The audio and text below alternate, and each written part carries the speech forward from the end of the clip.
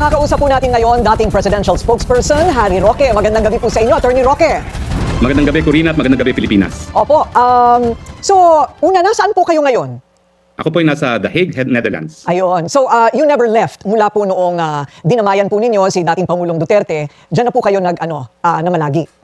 Yes, dumating po ako dito isang araw matapos dumating si Tatay Digong dito. And on the 19th, I formally lodged my application for asylum here at the Netherlands. So, setting the record straight, sinasabi nga po daw na meron po kayong tangan na maraming pasaporte. Siyempre, taas ang kilay ng marami dyan. Ilan po ba talaga ang hawak ninyong passport?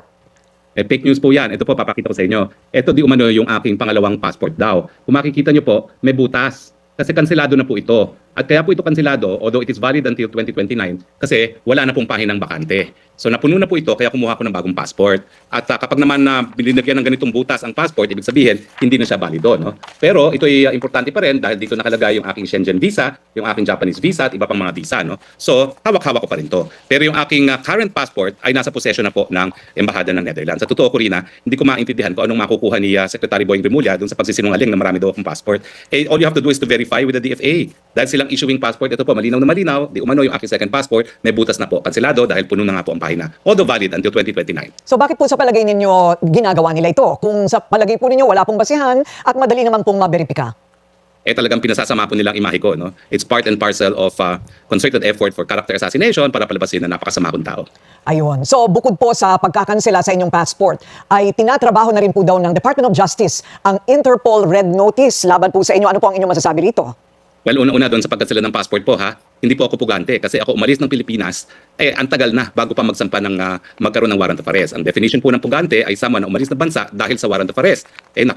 Siguro mga 7 buwan na akong wala sa Pilipinas bago lumabas yung warrant of arrest na yan. So I do not fit the definition of a fugitive. Pangalawa, yung ginagawa naman nila na para sa red notice, well, gaya ng sinabi ko, miski kanselahan nila ang passport ko, di ko naman nagagamit po ang passport ko dahil nasa Dutch authorities.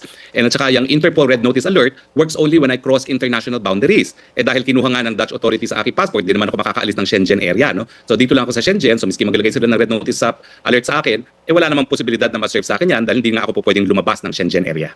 Ayun. So ito po ay napag-isipan na ninyo bago kayo nagpunta dyan? Matanong ko lamang po.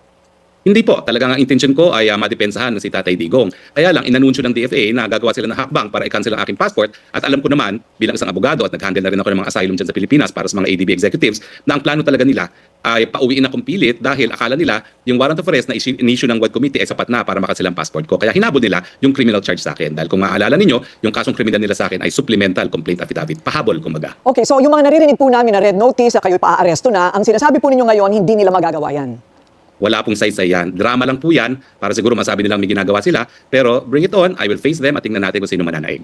May mga lumabas din po na ulat na may mole o espia daw kayo sa loob ng DOJ. Kaya parati daw po ninyong alam yung kanilang mga gagawin at nauunahan po ninyo sila. Ano po ang inyong reaksyon dito? Hindi ko na po kailangan ng mole. Dahil alam na alam ko po ang aking international law. 25 taon ko pong tinuro yan at pinractice. At pasensya na lang po sila na mas may kaunti pa akong alam sa international law kaysa sa kanila. So wala po kayong legal counsel. You're counseling yourself. I'm counseling for myself here in the Netherlands, pero sa Pilipinas po, naghain na ako ng motion for reconsideration. Patunay po na hindi ko tinatakasan itong kasong ito. No? Dahil aktibo po akong humihingi ng lahat ng remedyo, hindi lang po sa loob ng DOJ, kung hindi po sa hukuman matapos ang DOJ. Yung inyo pong asylum application dyan po sa Netherlands, umuusad po ba? Well, nakabinbin po yan at talagang matagal na proseso po yan. Ang importante, habang nakabinbin, meron na pong right to non-refuma at ito nga yung garantiya na hindi ako mapapabalik sa Pilipinas hanggang hindi tapos yung desisyon sa aking asylum.